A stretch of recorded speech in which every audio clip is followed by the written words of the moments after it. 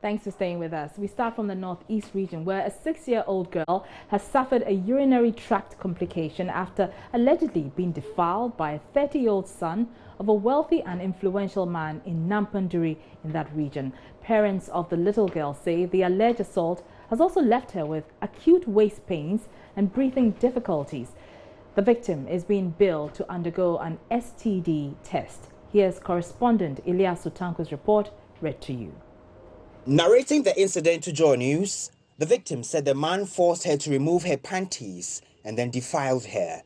According to her, she felt pains in her vagina and cried, but there was no one nearby to rescue her. We were from school and she came in and removed the things, and the guy called her. He was going out and he forgot the motor call, and she came back and the guy called her that she should enter inside their house, and she entered, and the guy said that she should enter inside her room, and she entered, that she should lie down, and my sister lying down. She removed the things and also removed her things and lying down on him. The girl's mother, Asibi George, said the incident occurred 2 weeks ago when she returned from her farm and noticed some changes in the appearance of her daughter. According to Asibi, she briefly interrogated her daughter, but she could not explain what had happened to her until late in the evening when she was about to bathe her. She complained of not being able to urinate and also experienced strong burning sensation in her vagina, and when questioned for the second time. The doctor told me because we delayed, some of the injuries have healed. So he gave her medicine and injections. She's a little better now, but she complains of chest pains and has nightmares.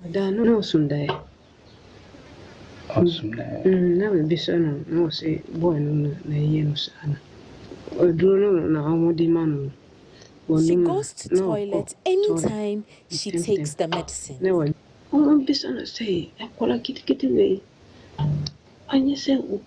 They should arrest and question him about why he did what he did. It troubles my heart.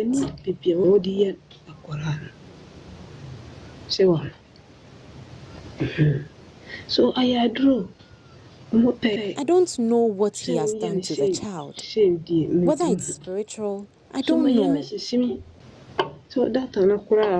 The doctor has asked us to come back by 2 weeks for STD tests.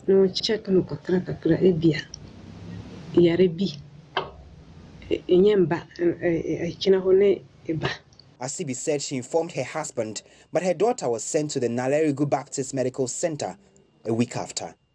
The mother said the delay was due to lack of cooperation from the police and staff of the Nampunduri Health Facility. The alleged perpetrator is a son of a rich individual in the community, and it's believed the family has blocked investigations into the case. The victim's father, George Awunemi, has fled the community after the local chief threatened to arrest him for reporting the incident to the press. Awunemi alleged the Nampunduri police refused to issue a medical form when he first reported the matter. Now the police are saying that it's a dead case. Why? I was surprised. Me and my senior brother. That is a dead case. That they have solved the case, so there is nothing to happen. And Chief said he don't want to hear that case again. The man, the boy who did that, said he will beat me in my house.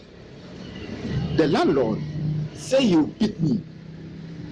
The boy told my wife that he and him, they are together. He will know where he's going to pass. He will know what to do to her.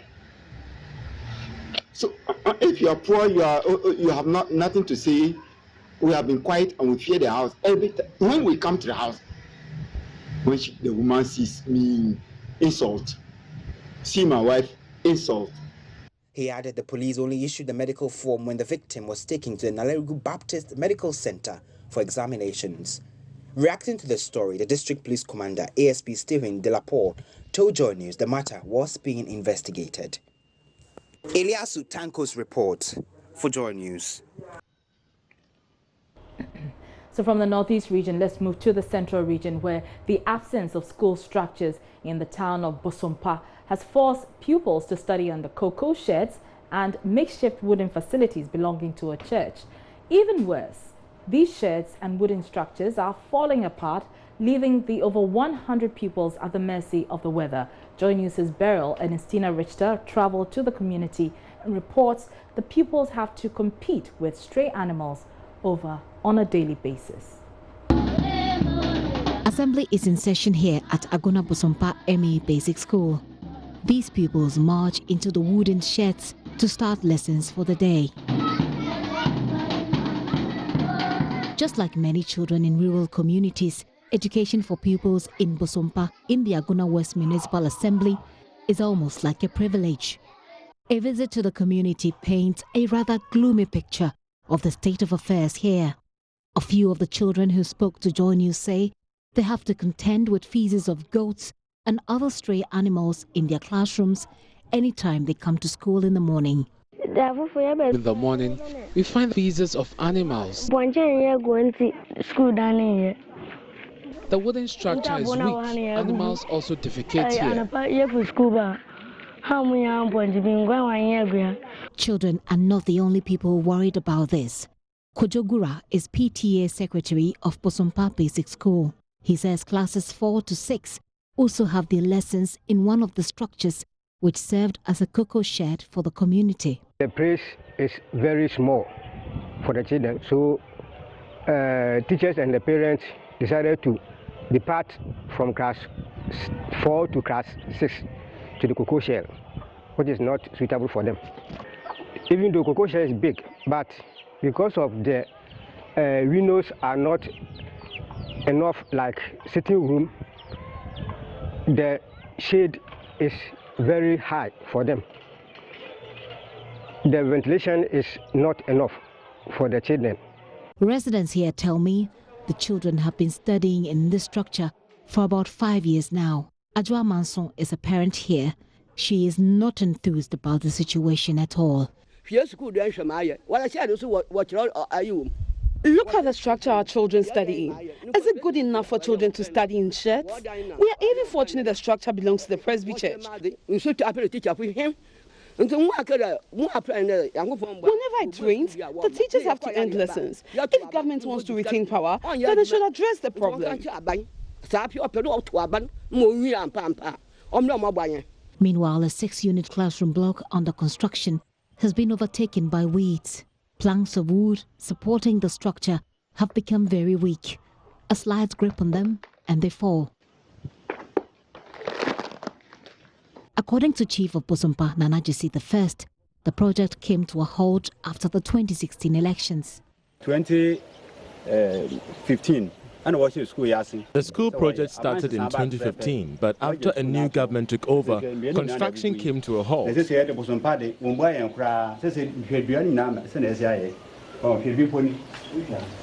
Now the structure is deteriorating and government is not helping us at all.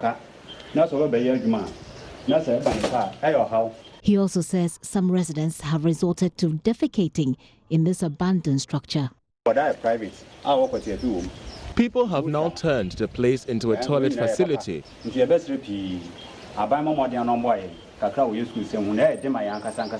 Government should come and complete the project, else we will boycott the next general elections.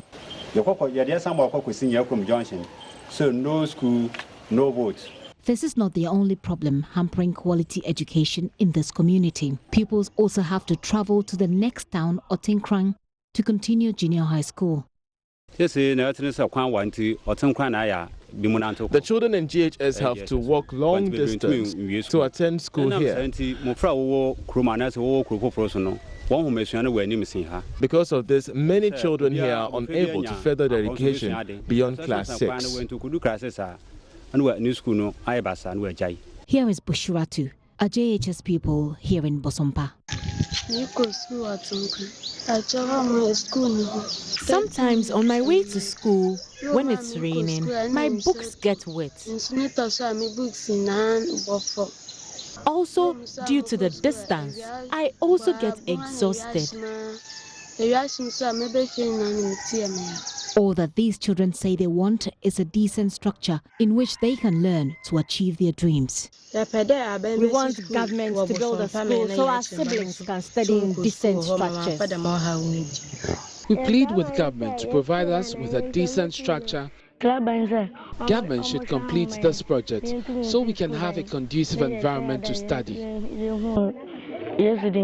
The target of access to education may have been achieved, but questions remain about the quality of education these children in Aguna Bosompa and others like them will have from these shacks, and the exhausting and energy-sapping journey to adjoining communities for junior high school will continue for a very long time. Beryl Ernestina Richter's report for Joy News.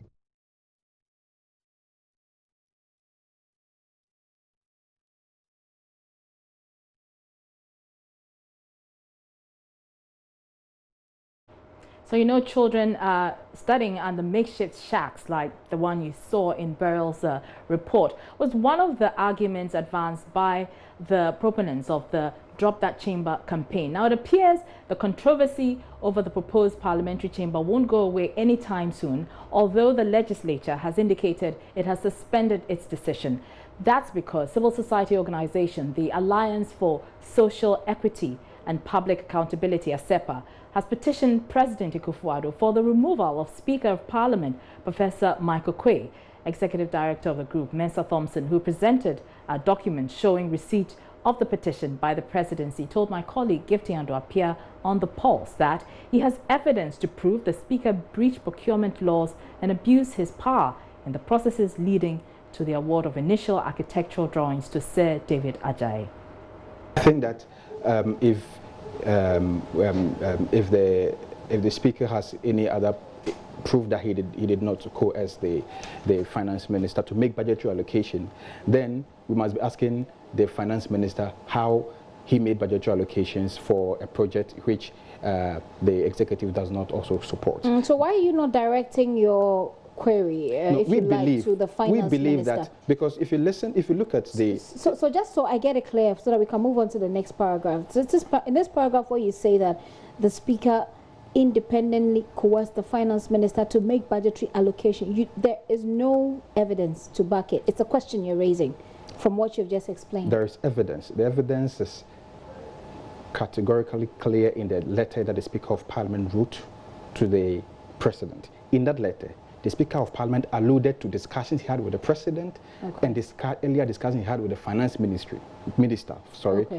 And so now it is that discussion that led to the budgetary allocation for the construction of the new chamber. But you don't know that he coerced the Finance Minister to do so. How else do we call a discussion between the Speaker of Parliament and Finance Minister to make budgetary... Mr. Thompson. Let me end. Mr. Thompson, you will end, but my understanding, and I believe these are questions on the mind of my viewers, are still not answered as far as the use of the word coerced is concerned. So my response is this. How does the Finance Minister make budgetary allocation for a project which has not received approval from even the Parliamentary Service Board, has not received approval from the floor of Parliament? The executive, according to the statement by the President, says he does not support the project. And then no approvals also from the Public Procurement Authority concerning this any competitive bid for this particular project. So the Speaker of Parliament have a discussion with the Finance Minister. Then the Finance Minister goes ahead and make budgetary allocation. I don't know how else you want to define coercion. Coercion is forcing somebody to do something against their will.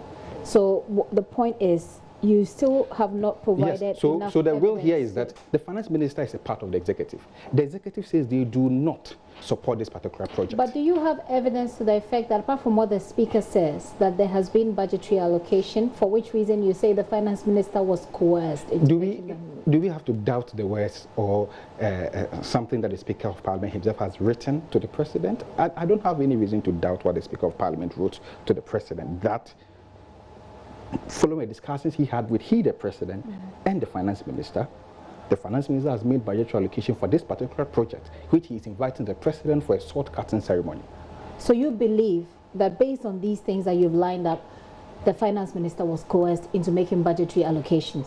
Yes, so if you put this aside and if you put the position of the executive that they do not support the project, it makes you believe that the finance government minister has was come forced. out that yes, government it makes you believe that the finance minister was forced to make that allocation. Of course, if now they've come out to say that they don't support the project. Okay, so that's your belief. Again, like I'm saying, I need to say here on the show that you have not provided evidence. Based on you've just provided explanation, but we don't have evidence to the effect that he independently coerced the finance minister to make budgetary allocation.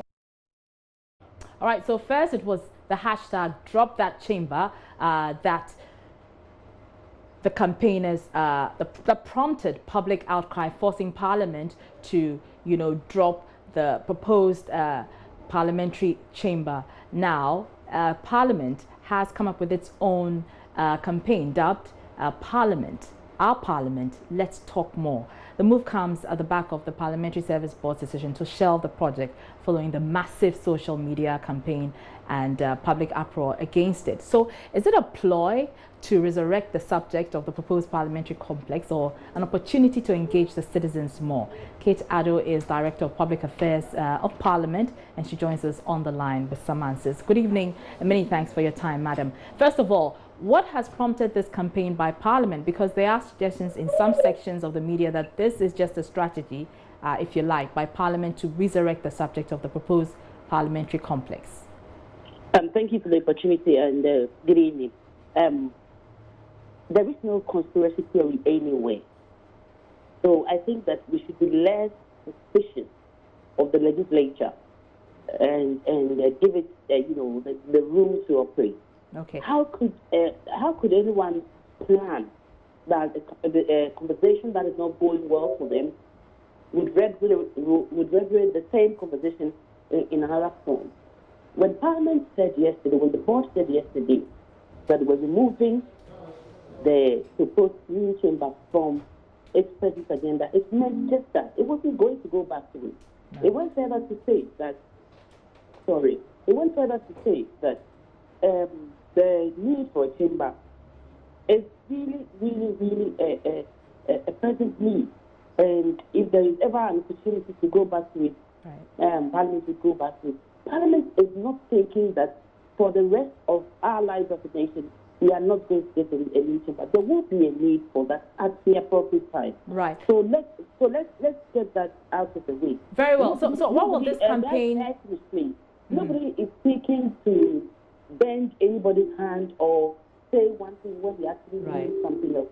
And it's important that we understand that. And I wasn't going to go there, but just briefly, because I heard it. The Speaker does not coerce anybody, whether they are members of Parliament, whether they are staff of Parliament, or even more so when they are members of the executive to do anything. How anybody could think that a whole finance minister could be coerced by Speaker to do certain things is just not right. I suppose you're referring to Asepa's petition. Has this come to your attention? I haven't seen the full text yet, but I heard him talk about coercion. And I'd like to just say clearly, without any equivocation, that a speaker does not do that. It's not in his character. He couldn't even do that if it was in his character. So please, let's get that very clear. Very well. People cannot coerce people to do things. Very well. So let's talk about the campaign proper. What will it entail? How will it be executed? Because I've seen some pictures, and behind me you can see some pictures of MPs and parliamentary reporters holding posters with the hashtag Let's Talk More. Tell us about it. The Let's Talk More campaign, like you rightly said, was actually inspired by the Drop That Chamber campaign. We realized that the channel of communication need to be oiled at all times, because when you are speaking to people and they are understanding where you're coming from, things get done very easily. Development is easier because we would be on the same page. And I've said so many times this week that Parliament is a representation of the people. Whether Parliament likes it or not, Parliament will have to listen to the people. We can only listen when you're talking. And in talking, we need to listen for each other. So there is no need to be so antagonistic. This is not Parliament against the people or the people against Parliament. This is two groups of people, and so with one common destiny, pursuing the same agenda, which is the development of the country. It may be that we are on different sides of the aisle at the moment, but we have the same destination. And so it's important that we find common ground, talk about the issues, and find ways of improving not just the legislature, but our country as a whole. Okay. So that's what the Let's Talk campaign is about. Right. We are hoping to take it to the streets in the coming days, and we're hoping to be at Joy FM tomorrow, and the multi group of companies to find out how what your views are. It will be going to a lot of places just to find out what people really want us to do. So essentially, it's mainly public engagement. And public engagement. That's what it is. Citizen engagement on the issues affecting Parliament. Yes, and it's not just on one issue. This is going to be on all and every issue that concerns Parliament. And we're expecting that the conversation will be clean, it will be on issue-based, and that it will be geared towards making our nation great and strong. Right. The how is what I want to get clearly. You say you're taking it to the streets. How is that going to come about? I mean, you saw the photos and the videos. Right. So what we tend to do is just because we've had a very active few days, we would go around and get people basically for endorsement. But beyond the endorsement, we are also putting out how you can reach us more easily. So we have artwork that we're going to talk about where you can find us and how you can reach us if you cannot physically come to Parliament and all those things. Like I said, all these things are aimed at improving a citizen participation in the democratic process that Parliament is involved in. All right. All right. Many thanks so much for your time. That's Kate Addo. She speaks for Parliament. She's the Director of Public Affairs for Parliament, speaking to us there. You're still watching Joy News Prime with me, Araba Kumsin. We're taking a short break, but still ahead, government under pressure to pay $700 million debt to independent power producers as production sets back the country with more than 1,000 megawatt shortfall in supply. In business, Chamber of Independent Power Producers and Bulk Consumers denies payment of outstanding debt owed its members, contrary to speculations that government has made some settlement. And later, Parliament expected to summon Youth and Sports Minister over failed AFCON campaign as MPs expressed concern about team's abysmal performance. We will also have the option of inviting in the ministry for us, like I said, both sides in the committee will have so many questions. All those details after the break.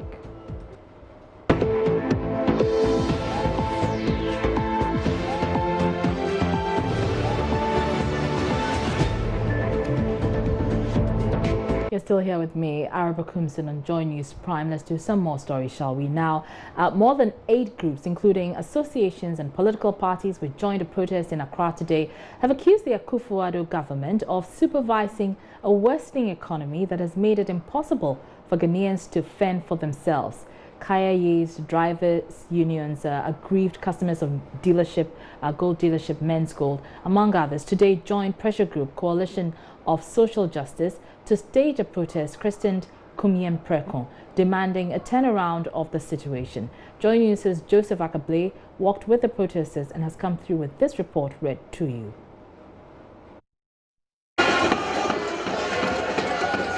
Hundreds of protesters converged at the Kwame Nkrumah interchange at about 9 a.m. on Tuesday, accusing government of running down the economy and making life unbearable for Ghanaians. Headquarters, popularly called Kaya, abandoned the markets and joined in the march.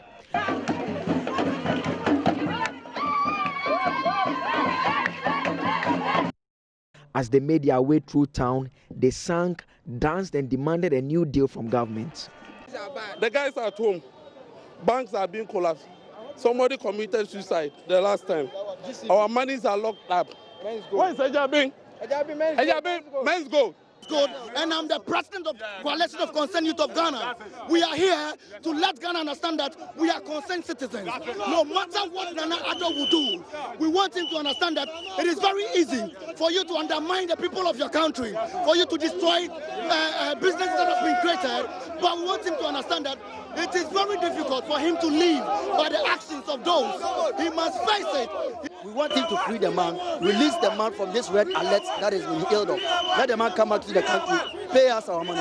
That is all. We have no problem. But 2020, we are ready to see him. That is all. The leaders of the opposition NDC who joined the protest say the mass participation is confirmation of a dire need for the NDC to return to power. That this is not a political party that is doing it. It's across board, and I'm sure that you saw the organizers moving from.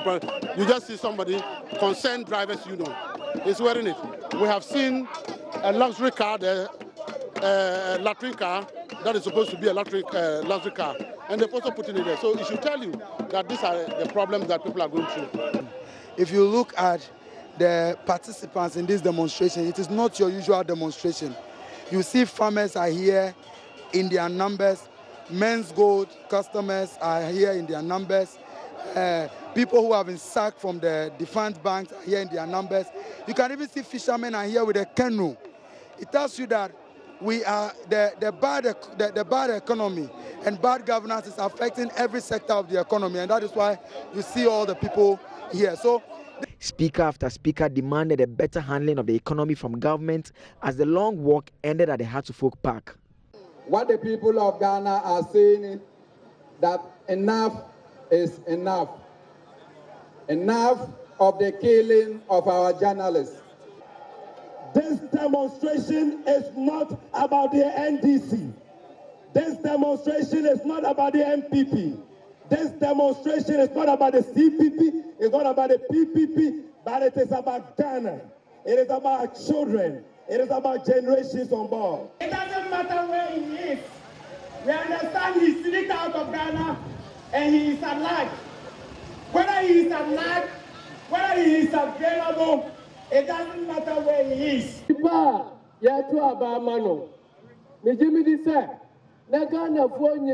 The person we voted for, I believe that Ghanaians, including the press, had created a positive image of him. You fell for it. You were being tricked. Ghanaians can see him better now. We know what he is.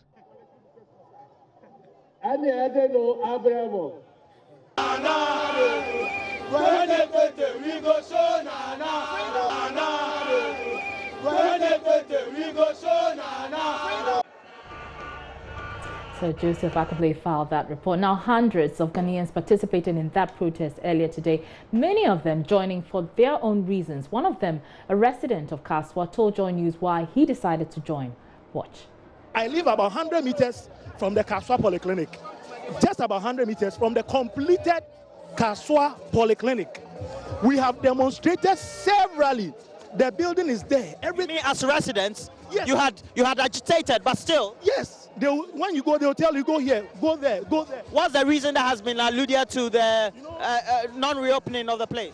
You know, sometimes when you lie, the whole thing will just tie around you. They've been lying to us. When you go, initially they said they were talking of tiles, common tiles on the floor. Later they were saying that some projects associated, water projects associated to the building was not completed. They kept on saying, and whatever they said, the contractors came out to debunk it.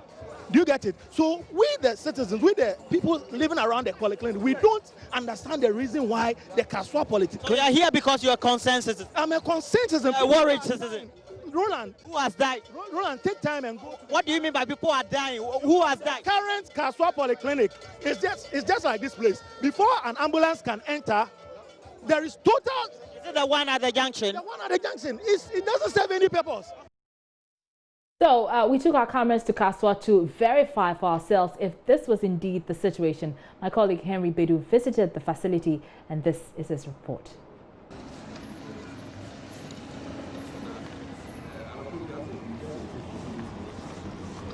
A government health center completed in 2016 to cater for the health needs of the ever-growing population of Kaswa and its environs has been abandoned. Residents say they are eagerly waiting for the facility to be opened for use.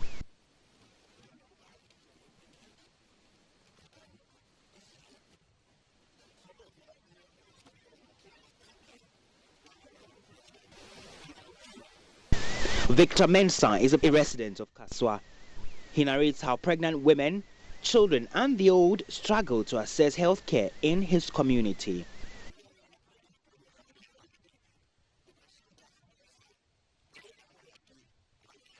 I'm a taxi driver.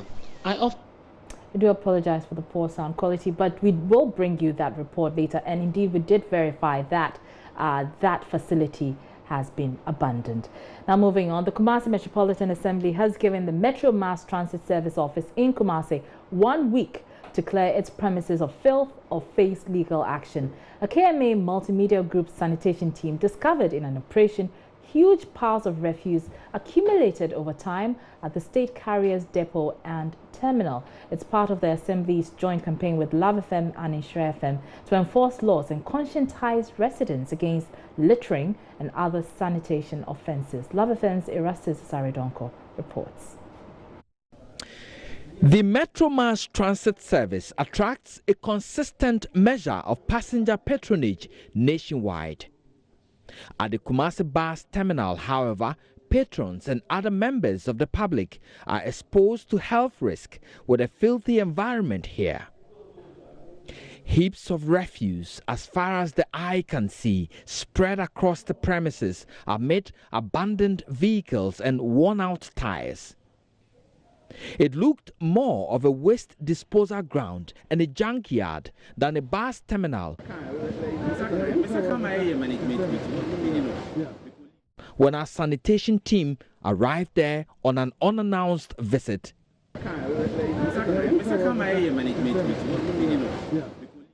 pools of stagnant sit in isolated portions of the yard, and inside this disorganized and messy space, which serves as a workshop, an abandoned toilet whose septic tank has been leaking, as well as broken water pipes which have left treated water wasting away, combined to give the visitor a bad reception.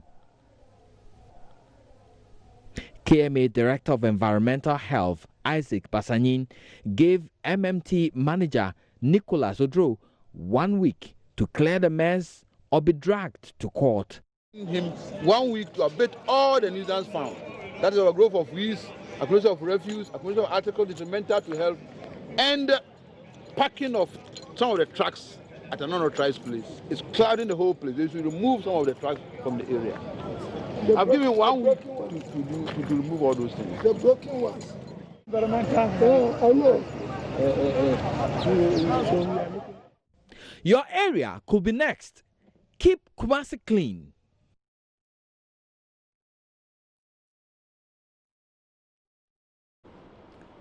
Indeed, keep Kumasi clean and keep Ghana clean.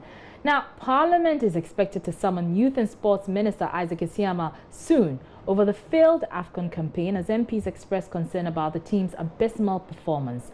Processes have begun on two fronts to get the minister to appear before the MPs to respond to questions. An urgent question has been filed by a ranking member on the Youth and Sports Committee, Kwabena Woyome, and chairman of the committee, Kofi Ajekum, tells Joy News the minister will be invited before the committee soon. It's quite disappointing. We will also have the option of inviting him, the ministry, for us, like I said, both sides in the committee will have so many questions. The committee plans to do that, and I think that as representative of the people, he has the duty to come and appear before us and answer those questions. I believe that's an opportunity for us to tackle issues systematically and address them. It shouldn't be so in the midst of these lamentations and cacophony of noise making. Let us have a systematic way of addressing the challenges facing our football. Is there cacophony? People are really worried and upset about what happened. Yeah, that's what I'm saying. That yes, and they are expressing that. That's why emotionally nobody can stifle that. They should. But I'm saying that in the midst of all those emotions, what next? Does it end there? Beneath these emotional outbursts are the things that we need to do as a country, critical things that we need to do. And these are the things that, to me, should be the focus now by the committee, by Parliament, and the government. It's a very sad one. That definitely was not the expectations. We actually went in, I'm sure, to come with the cup. It just, eluded us.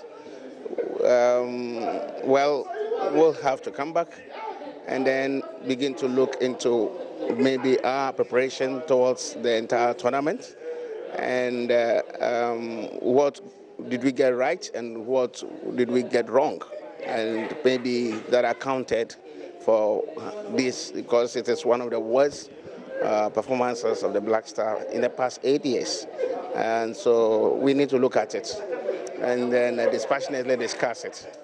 We would want probably, of course, the minister to tell the country something through Parliament. And so the issue about him visiting Parliament or coming to Parliament based on the question that was asked or filed in order to come and tell us exactly maybe everything about the entire tournament. Parliament is meanwhile expected to approve the Vigilantism and Related Offences Bill later this week after it passed the consideration stage on Tuesday. There was opposition to a proposed amendment that will allow for executives of political parties to be jailed when parties are convicted for engaging in vigilantism. Joseph Bokugapo has more. Today, Parliament completed the necessary amendments to the Vigilantism and Related Offences Bill, right from Clause 1 up until Clause 10. There were more than 50 of such amendments, and a lot of them have seen the day of light. And among the major amendments that the Constitution and Legal Affairs Committee has introduced in the bill is that when a political party is eventually convicted of vigilantism, we'll see a situation where they are supposed to be fined. If they don't pay the fine, then the General Secretary, the Chairman, the Organizer, the Treasurer could go to jail as a result of this. Some MPs opposed this particular suggested provision, but eventually was approved. The chairman of the Constitutional and Legal Affairs Committee, Ben Abdallah, has been justifying this. So where the political party doesn't pay the fine, if you don't hold certain human beings responsible, then it means that the whole purpose or philosophy of that piece of legislation is defeated. So you must hold certain persons responsible. The House also approved a separate amendment. Initially, the original bill had about 5 different vigilante groups that were contained in it that were to be disbanded effectively when this bill becomes law. But they've expanded on it, and now there's a list of 19 such groups, including 66 Bench, Al Jazeera, another group called Asamankese Forces, the Gbewa Youth, another group called Bema Camp, and a number of others. Another amendment has been included, and that would require that anyone who gets convicted of vigilantism and related offenses cannot hold on to public office until more than 10 years after that said conviction comes into being. So the House is done with the necessary amendments to the bill. And once we are done with the consideration, we all do know that that is the aspect, that it is that aspect that requires meticulousness or a lot of time. After that, we just go to the third reading, which will not take Parliament for more than 2 or 3 minutes. Then we'll be done, because the minister will have to come and move, and then we'll support. There will be no debate, unless probably somebody will want to take us to a second consideration. Let's stay in Parliament a while longer, because former CPP MP for Jomoro, Samia Nkrumah, has announced she is coming back for her seat. Samia, who once contested as CPP flag bearer, says Parliament needs a third voice beyond the NPP and the NDC, and that is motivating her to run. The daughter of Ghana's first president tells Joy News she has fixed the challenges that led to her defeat there in that constituency in 2012.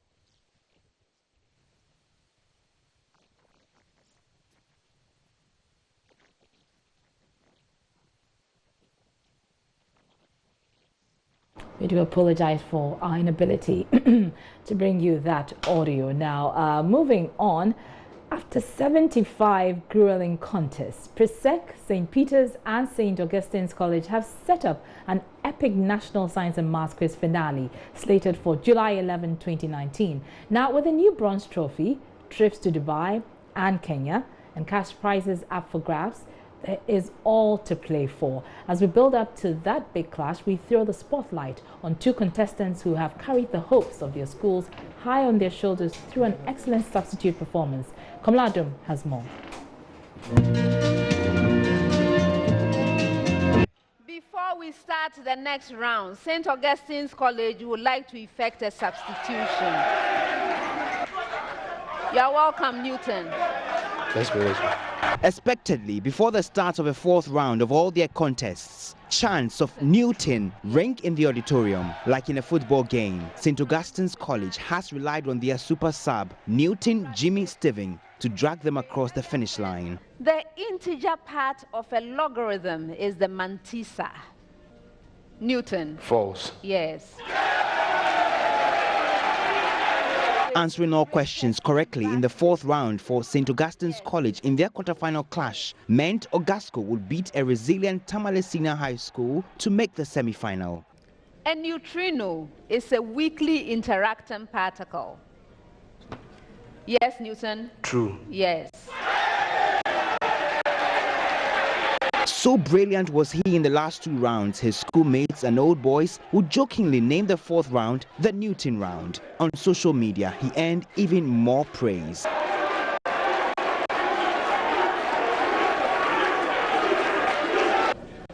I occur in many varieties, each of which is distinguished by a property of the unique particle conventionally labeled Z. Who am I? Newton. Atoms. Oh, yeah. But how does he do it? Thanks goes to God. He's the one that has been helping us as we go through our preparation for every contest. Everything comes from God. He's the orator of all things. He gives us the knowledge so that we're able to put out those performances. So are you always going to come on as a substitute in round 4 and round 5? Yes, if everything goes the way it is. A lot of people have been speaking to want to find out, is that your expertise, riddles, and then what? True or false questions? Oh, it's not really an expertise, but that's how we have structured things. Okay. Can you come in? Yes. To cause the damage? Not really. To hit the final, nail in the coffin? To bring everything to an end. What Newton will find in Nathaniel Yao Mensah of Presec is sub cast in his mold. Equally a strong super sub, the light-skinned, shy-looking Nathaniel is what Newton is to Presec. Before we begin the next round, Presec Legon would like to effect a substitution. You're welcome, Nathaniel. Maltose is a typical polysaccharide. Nathaniel? False. Yes. If cosine of x is equal to 4/5, then tangent of x is equal to 4/3.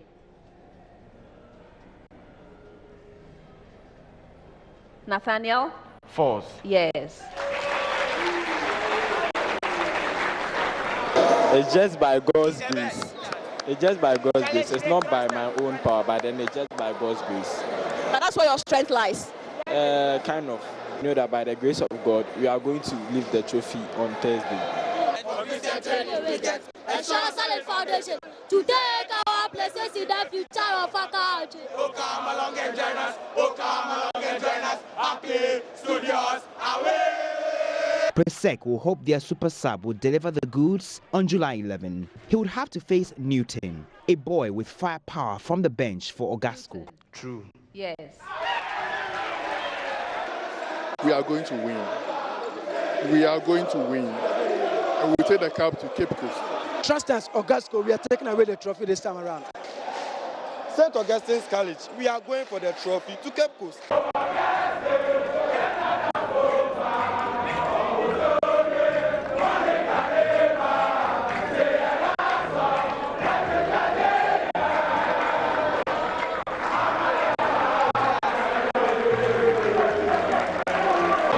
Hashtag Let's Talk About 6. The boys from Pesek are already dreaming of it. I know they'll bring the cup back home. The grace of God, the boys are going to deliver. The thing is, God has spoken. So will it be the Newton effect or the Nathaniel effect? But the question to ask really is, who will overcome the reigning champions, St. Peter's? Well, we'll all have to watch and wait on Thursday. And remember, it's live on this station as well as Joy 99.7 FM radio on the hashtag NSMQ on Joy. You're still watching Joy News Prime with me, Arabakum.